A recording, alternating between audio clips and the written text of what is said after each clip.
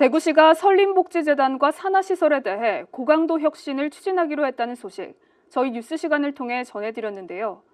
구체적으로 어떤 조치가 취해질 예정인지 취재기자와 함께 좀 더 자세히 알아보겠습니다.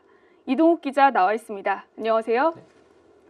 북구 관음동에 있는 설림복지재단이 업무상 횡령과 장애인 학대 등으로 논란을 빚고 있지 않았습니까?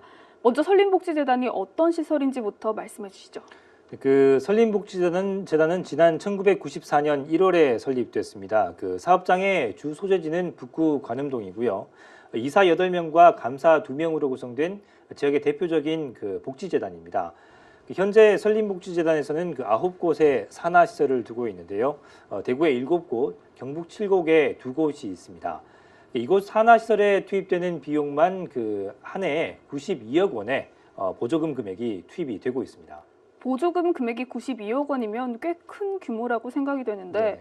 대구시에서는 구체적으로 어떤 혁신 대책을 내놨나요? 우선 설림복지재단에 대해서는 현 이사장 등 5명에 대해서 직무정지와 함께 해임 처분을 내렸습니다. 이후 시에서는 직접 이사진을 선정해 파견할 계획인데요. 현재 자격 조건에 맞는 이사를 선정하기 위해서 관련 절차 등을 논의 중인 것으로 나타났습니다. 특히 이번에 대구시가 내놓은 대책은 역대 최고 수준이라는 평가를 받고 있습니다.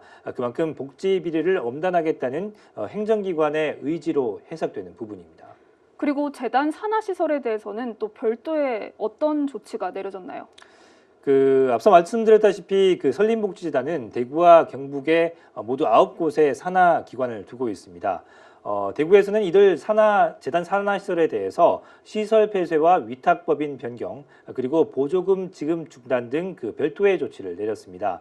우선 규모가 가장 큰 설린종합복지관은 법인 혁신을 통해서 복지관 정상화 방안을 마련하고, 설린 어린이집은 내년부터 신규 원화 모집을 중단시켜서 자진 폐쇄를 유도하기로 했습니다.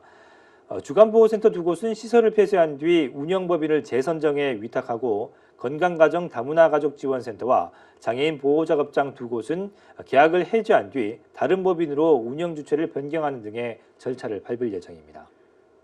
대구시가 내놓은 조치대로라면 종합복지관만 두고 나머지 시설은 거의 문을 닫아야 될 것 같은데 이 경우에 기존 시설 종사자들이 일자리를 잃거나 할 가능성은 없나요?